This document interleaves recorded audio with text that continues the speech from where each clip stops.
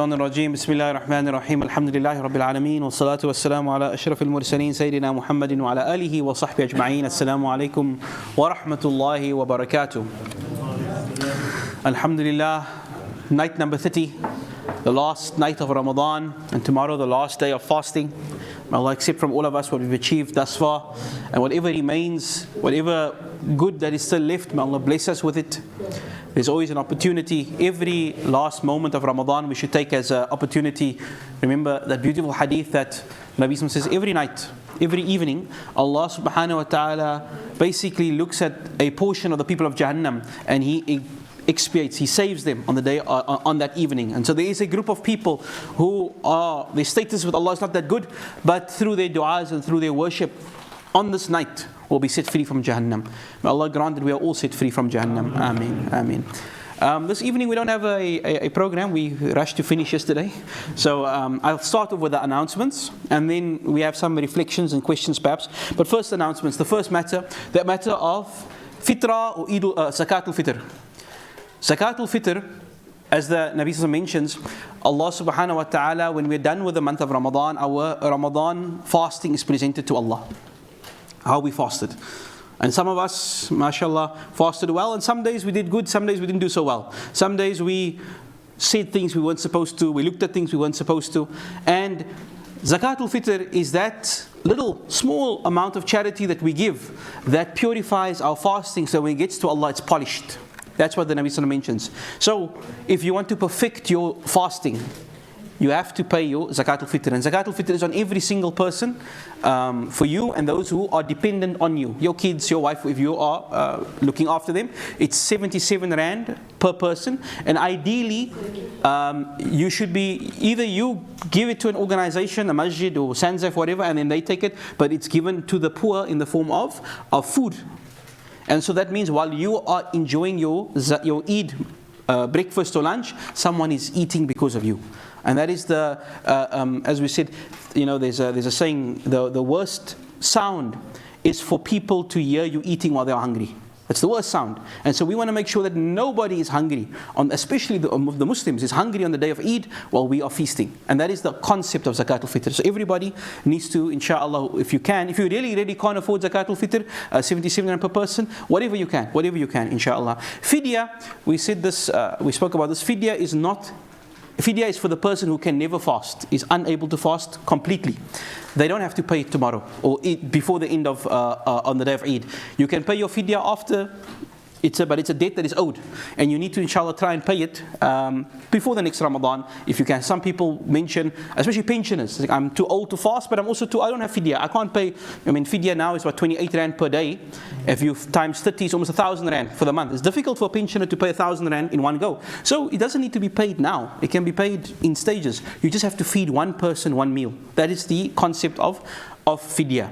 Then the issue of Eid or Labarang, alhamdulillah, as is per the Sunnah, we will be having an Idgah or a mass Eid. Idgah means mass Eid, Eid Salah, in the road, inshallah, weather permitted, here in Wales Street. And this was the Sunnah, the Nabi Sallallahu in Masjied Nabawi, the second holiest place on earth. On the day of Eid, he said, we will leave the Masjid, we'll get a big open area, because the Masjid wasn't big enough for everyone. And the whole community must come, the men, the women, the children, even the ladies who never came to the Masjid. MashaAllah, some ladies, they in the house, secluded in the hijab, he called them, even you ladies must come out. Everybody must attend the Eid Salah. So this is a great Sunnah. And it's only befitting that here in Boorhaanol, which is the home of Islam in this country or in the southern hemisphere, as some people mention, we should be reviving sunnahs like this. And so alhamdulillah, please, if you're on the area or in the area, or if you came to town for work, you sat in traffic for work, sit in traffic for the Eid Salah, inshallah, here in the Boorhaanol. So when you look at the history and the revival series, Allah favored this little patch of land that is the Boorhaanol. Allah favored it. Allah subhanahu wa ta'ala has blessed it. Surely He has blessed it. The masajid that still remains and the legacy that still remains is something that blessed, and we thank Allah for it. So alhamdulillah, all of us are attached to this area. And so inshallah join us for the Idgah, inshallah. What else? The Mahrajan. So as we also mentioned that there would be a cooking of food, alhamdulillah, and this is something which is known as a community, that we are a community in this land. One of the reasons why we are so integrated and so cared for in terms of our non-Muslim neighbors, look, we're only 2 to 5% of the population, yet every single one of you at work, your colleagues know, it's either Eid to Wednesday or Thursday. When are you taking off? And they're willing to accommodate you.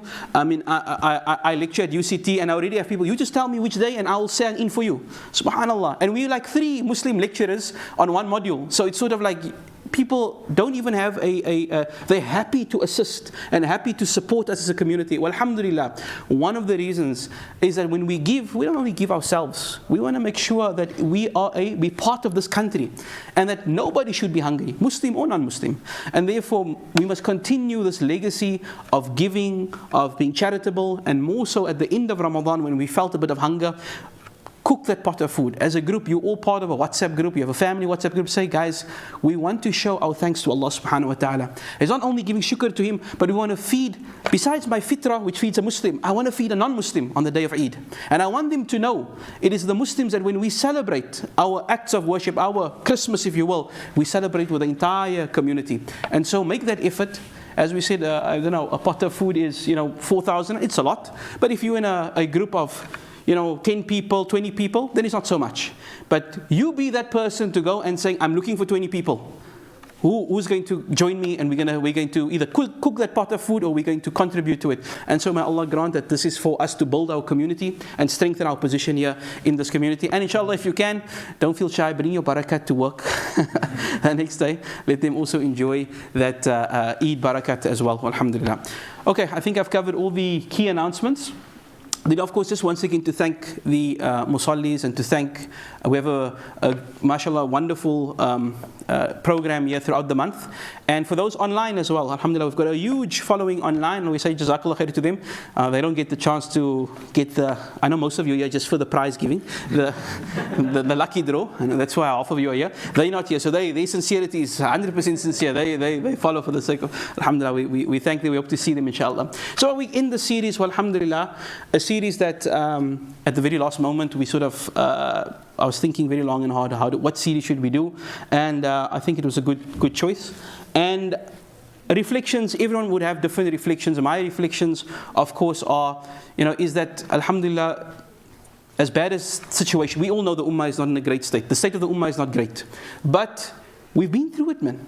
We've been through it, we've experienced it, we've suffered, we've struggled, and we will get out of it. Allah subhanahu wa ta'ala has promised we will get, inshallah, we'll get out of it. And we don't have to wait for a Mahdi, an Imam Mahdi to come. Yes, that time will come. Maybe it's soon, maybe not soon. But we are all responsible for the well-being of the ummah. And alhamdulillah, this tiny community here in South Africa, here in Cape Town in particular, we punch above our weight, and we should continue to do so. We should continue our, maybe we can't, subhanAllah, we are even impacting things on a global scale. We just look at the ICJ, and we are impacting things on a global scale, 50 Muslim countries, and it's our country that is able to stand up in front of the world. That does not come from nothing. That does come from our input. And so, alhamdulillah, we continue as Muslims in this tiny minority to write the future of this ummah. And so Allah subhanahu wa ta'ala blesses every generation with a set of problems, but He also blesses that generation with the people, with the skills, with the resources, with the expertise to solve that problem. It only requires the will. It only requires the sincerity. It requires that generation to make the effort. And so every single one of us should commit to doing something for the ummah, whether it is just your corner masjid, your kids madrasa, whether it's the ulama, the imams, whatever it is, choose a problem. We've got so many problems. Choose one, make it your own, and contribute. And inshallah, as the series showed, Allah subhanahu wa ta'ala can bring success from nowhere. The smallest of people, the smallest of inputs can have great success. And sometimes the biggest of things don't achieve the barakah, but it is the sincerity that counts. Are there any questions, any reflections that anybody else would like to share? And give an opportunity to ask questions. Online, if you're following online, you can also ask on YouTube. I'm tired of talking now. Uncle Said? To me, what was interesting, Sheikh, was that over this millennium, we've seen Islam spread to conquest, all through battles. In the current environment that we are, Islam is spreading at a rapid rate, but not through any kind of conflict. through very different means. And there's not a corner in the world that I know of where you can't find a Muslim. Your thoughts on that? Alhamdulillah, Uncle Saeed mentioned that in the past, perhaps we could have said that through conquest and through might, because we're strong, Islam spread. Now we are in a very, very weak situation, yet Islam is still spreading. What can we mention on that? So remember that hadith that the Prophet ﷺ said that Allah rolled the world out for the Nabi ﷺ, and He showed him the furthest point, east and west. And the Nabi said, I saw my ummah, there will be Muslims in that area. And alhamdulillah, the first point south is us. And alhamdulillah, we are that, that's a great testimony. We will be the people that will testify that in the southernmost tip of Africa, La ilaha illallah was kept up by us. So Allah subhanahu wa ta'ala, as we said, has made the Islam is strong and it will spread. And we know that anybody that openly looks at Islam, is exposed to Islam, Allah subhanahu wa ta'ala will bring their hearts to Islam. And something as Gaza, which is such a terrible situation we're going through, is a means by which many people are looking at, subhanAllah, they look at people, they've lost their homes, they lost their family, their kids, they sit there and they, instead of screaming and shouting, they say, well, alhamdulillah, alhamdulillah, tears in their eyes, their heart is broken, but the iman comes first. And this person is sitting there in wherever they are in the world with all their gadgets and enjoyment, they think, this person's strength I don't have. What gives this person strength to continue? Why don't these people give up or surrender? They have something which wallahi they envy. And as much as the world is moving towards atheism and God is not part of your life, when a person that doesn't have Allah sees a person that has iman, when your colleagues see that you're fasting and that you say, look, I'm going to make salah now, I'm going to Jumu'ah, there is an envy in that. Everybody wants to find and experience his or her creator.